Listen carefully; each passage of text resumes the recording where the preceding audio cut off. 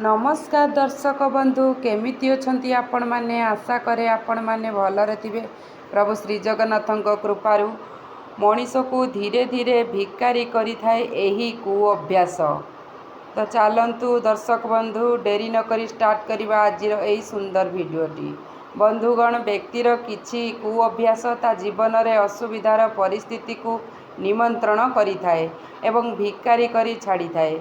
सेतिपाई एही अभ्यास को शीघ्र शीघ्र बाहर करने अत्यंत जरूरी। जदि आपण चाहूँगी आपणक उपरे माँ लक्ष्मी संतुष्ट रुहतु तेबे आपण शीघ्र शीघ्र एही कु अभ्यास को बाहर करी खोपाड़ी दियंतु। एईटा आपणकर चतुरतार काम अटे। व्यक्तिर खराब अभ्यास एवं कर्म होता है जहाँ तांकु राजारू फकीर करी छाड़ी देई थाए। जेकोसी व्यक्तिर खराब किंबा भल अभ्यास ताहार कुंडली रे थिबा ग्रह को बदलई देई थाए। भल अभ्यास ग्रह को टाण करि थाए एवं खराब अभ्यास ग्रह को दुर्बल करि देई थाए। सेथिपाई माता लक्ष्मीकर कृपा पाई निजर कु अभ्यास उपरे ध्यान देबा निहाती दरकार। किछि खराब अभ्यास एमिति होई थाए आपण बारंबार चेष्टा करिबा सत्त्वे मध्य आपणकु सफलता मिली न थाए एवं धन संबंधी समस्या सर्वदा लगी रही थाए। एमितिरे आपणकर टिके दायित्वहीनता पाई आपणकु दारिद्र्यतार सम्मुखीन हेबाकु पड़े। चलतु जानिबा से विषय रे जहाँठारु आमको दूरेई रहिबा उचित। बंधुगण वीडियो रे आगको बढ़िबा पूर्वरु आपण समस्तଙ୍କୁ मोर विनीत अनुरोध कि जदि आपण माने चाहंती माता लक्ष्मीकर एवं भगवान विष्णुकर कृपा आपणक उपरे सदा सर्वदा रहू तेबे दयाकरी भिडियोटी को लाइक करंतु, चैनल को सब्सक्राइब करने सह कमेंट रे जय माता लक्ष्मी निहाती लिखंतु। तो दर्शक बंधु चलतु स्टार्ट करिबा। नंबर 1 महिला आपणक आखपाखरे सर्वदा परिष्कार परिच्छन्न रखंतु। केबे भी महिला हेबाको दियंतु नाही। महिलारे नकारात्मक शक्ति आसी थाए एवं माँ लक्ष्मी एथिरे क्रोध प्रकाश करिथांती। तेणु नियमित भावरे निजर आखपाख को परिष्कार रखंतु जहा फल रे आपणक घर को शीघ्र सुख संपत्ति आसी पारिबो। नंबर 2 नख चोबाइबा। जदि आपणकर नख चोबाइबार अभ्यास अछि तेबे एहाको जल्दी बदलाई दियंतु। काहींकि ना नख चोबाइबा द्वारा व्यक्तिर कुंडली रे थिबा सूर्य ग्रह दुर्बल होइथाए। व्यक्तिर मान सम्मान स्वास्थ्य एवं कार्य उपरे खराब प्रभाव देखिबाको मिलिथाए। नंबर 3 गोड़ हलाइबा। जदि आपणकर अभ्यास अछि गोड़ हलाइबा तेबे एही अभ्यास आज ठारू त्याग करंतु। कारण एमिति लोकंक मनरे किछि ना किछि कथा घेरुथाए। एमिति लोकंक चंद्रमा कमजोर थाए। नंबर 4 पशुपक्षी मानंकु दाना न देबा। जदि आपण माने पशुपक्षी मानंकु दाना न देउचंती तेबे आजि ठारू दाना देबा आरंभ करंतु। कारण निरीह एवं निष्पाप पशुपक्षी को दाना देले कुंडली थिबा अशुभ ग्रह शुभ फल प्रदान करिथाए एवं बुध ग्रह भी टाण होइथाए। एहा द्वारा कैरियर संबंधी समस्त कार्य यथाशीघ्र सफल हुए। नंबर 5 बेड उपरे महिला चिरा चादर पड़ी रहिबा। बेड उपरे महिला चिरा चादर पड़ी रहिबा केवल स्वास्थ्य उपरे नुह बरं वास्तुशास्त्र अनुजाई शारीरिक एवं आर्थिक जीवन उपरे नकारात्मक प्रभाव पकाई थाए। एमिति चादर नकारात्मक वातावरण सृष्टि करिथाए। महिला चादर वास्तुदोष को सृष्टि करिथाए जहाँकि आर्थिक समस्या को निमंत्रण करिथाए। नंबर 6 चिरा अंडरगारमेंट्स पिंधिबा। हिंदू धर्म अनुसारे चिरा एवं कणा अंडरगारमेंट्स पिंधिबा उचित नुह। यह दारिद्रतार एवं अलक्ष्मी को निमंत्रण करिथाए। ता सहित चिरा कपड़ा पिंधिबा द्वारा निजर सम्मान हानि होइथाए एवं आत्मविश्वास रे कमी आसी थाए जार प्रभाव सबु काम उपरे पड़ी थाए। मान्यता अछि एथिरे तैयारी होइतिबा सबु काम बिगिड़ी जाई थाए। ଧାର୍ମିକ ଦୃଷ୍ଟିକୋଣରୁ ମଧ୍ୟ ଚିରା ପୋଷାକକୁ ଅଶୁଭ ବୋଲି କୁହାଯାଏ। ଏହା ସାମାଜିକ ଜୀବନକୁ ପ୍ରଭାବିତ କରିନଥାଏ, ବରଂ ମା ଲକ୍ଷ୍ମୀ ସେହି ଜାତକରୁ ଦୂରେଇ ଯାଆନ୍ତି। ନମ୍ବର 7, ଖାଇସାରିବା ପରେ ବାସନରେ ହାତ ଧୋଇବା।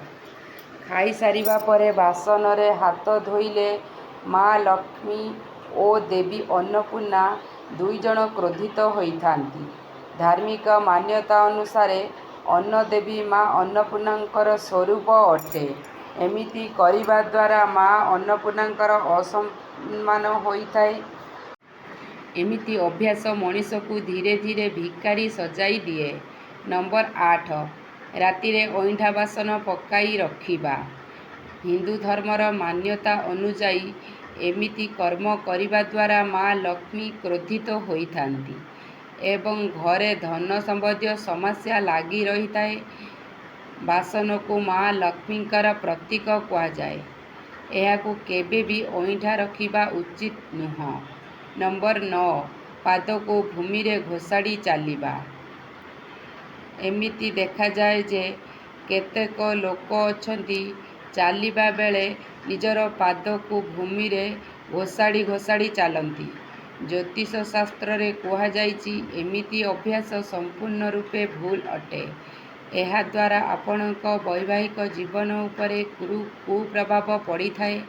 ଏହା ସହିତ ବହୁତ ଦୁଃଖ କଷ୍ଟର ସାମ୍ନା କରିବାକୁ ପଡ଼ିଥାଏ ଓ ଘରେ ଦାରିଦ୍ର୍ୟତାର ବାସ ହୋଇଥାଏ। ନମ୍ବର 10, ଭୋଜନ ଅଧାରୁ ଛାଡ଼ି ଚାଲିଯିବା। ଶାସ୍ତ୍ରରେ କୁହାଯାଇଛି ଯେ ଆମେ ଅନ୍ନର ଅପମାନ କରିବା ଉଚିତ ନୁହଁ। ଥାଳିରେ ଖାଦ୍ୟ ଛାଡ଼ିବାର ଅର୍ଥ ଅନ୍ନର ଅପମାନ ହେବା। ତେଣୁ ଥାଳିରେ ସେତିକି ଖାଦ୍ୟ ନେବା ଦରକାର ଯେତିକି ଆପଣ ଖାଇପାରିବେ। ଅକାରଣରେ ଅନ୍ନ ନଷ୍ଟ କରିବା ହେଉଛି ଭିକାରୀକୁ ନିମନ୍ତ୍ରଣ କରିବା। ଏହି କାର୍ଯ୍ୟରେ ମା ଲକ୍ଷ୍ମୀ ରାଗିଥାନ୍ତି। ନମ୍ବର 11, ମୁଖ୍ୟଦ୍ୱାର ପାଖରେ ଜୋତା ଓ ଚପଲ ରଖିବା। ଯେଉଁ ଲୋକ ଜୋତା କିମ୍ବା ଚପଲ ସଜାଡ଼ି ନ ରଖେ ତାକୁ ନିଜର କର୍ମକ୍ଷେତ୍ରରେ ବାରମ୍ବାର ଉପର ତଳ ହେବାକୁ ପଡ଼େ। ବିଶେଷ କରି ଘରର ମୁଖ୍ୟଦ୍ୱାର ସାମ୍ନାରେ ରଖିବା ଉଚିତ ନୁହଁ। ଜୋତା ଚପଲ ଏଠି ସେଠି ପକାଇବା ଦ୍ୱାରା ମା ଲକ୍ଷ୍ମୀ କ୍ରୋଧିତ ହୋଇଥାନ୍ତି, ଯାହାଦ୍ୱାରା ଘରେ ଦାରିଦ୍ର୍ୟତା ବଢ଼ିଥାଏ। ନମ୍ବର 12, କଣ୍ଟା ଗଛ ଲଗାଇବା। ଘରକୁ ସଜାଇବା ପାଇଁ ବିଭିନ୍ନ ପ୍ରକାର ଫୁଲ ଫଳ ଇତ୍ୟାଦି ଲଗାଯାଇଥାଏ। ବାସ୍ତୁ ଅନୁଯାୟୀ ଘରେ ସବୁଜିମା ବଜାୟ ରଖିବା ଅର୍ଥ ଘରେ ସକାରାତ୍ମକ ବାତାବରଣ ସୃଷ୍ଟି ହେବା। କିନ୍ତୁ ଏହି କଥାକୁ ଧ୍ୟାନ ଦେବା ଉଚିତ କି ଘରେ କଦାପି କଣ୍ଟା ଗଛ ଲଗାଇବା ଉଚିତ ନୁହଁ। ଏହାଦ୍ୱାରା ଘରେ ନକାରାତ୍ମକ ପ୍ରଭାବ ପଡ଼ିଥାଏ। ଏହା ଘରର ଆର୍ଥିକ ପରିସ୍ଥିତିକୁ ଦୁର୍ବଳ କରିଦିଏ। ନମ୍ବର 13, ଭୁଲ ଜାଗାରେ ଝାଡ଼ୁ ରଖିବା। ଘରେ ଥିବା ଝାଡ଼ୁରେ ମା ଲକ୍ଷ୍ମୀ ବାସ କରିଥାନ୍ତି। ଝାଡ଼ୁ ଧନ ଦୌଲତ ପାଇଁ ବିଶେଷ ଭୂମିକା ନିର୍ବାହ କରିଥାଏ। ତେଣୁ ଆପଣମାନେ ଝାଡ଼ୁକୁ କୌଣସି ଏକ ସ୍ଥାନରେ ଲୁଚାଇ ରଖନ୍ତୁ। ଏହି କଥାକୁ ଧ୍ୟାନ ରଖନ୍ତୁ ଯେ ଝାଡ଼ୁରେ ଯେମିତି ଆପଣଙ୍କ ଗୋଡ଼ ନ ବାଜେ। ଏହାଦ୍ୱାରା ମା ଲକ୍ଷ୍ମୀ ରାଗିଥାନ୍ତି। ନମ୍ବର 14, ବାଥରୁମରେ ଉଲଗ୍ନ ହୋଇ ଗାଧୋଇବା। ଶାସ୍ତ୍ର ଅନୁଯାୟୀ ବାଥରୁମରେ ଉଲଗ୍ନ ହୋଇ ଗାଧୋଇଲେ ପୂର୍ବପୁରୁଷମାନେ କ୍ରୋଧିତ ହୋଇଥାନ୍ତି ଏବଂ ତା ସହିତ ନକାରାତ୍ମକ ଶକ୍ତିର ପ୍ରଭାବ ପଡ଼ିଥାଏ। ଏହାଦ୍ୱାରା ଜୀବନରେ ବହୁତ ଦୁଃଖ କଷ୍ଟ ଯନ୍ତ୍ରଣା ଭୋଗ କରିବାକୁ ପଡ଼ିଥାଏ।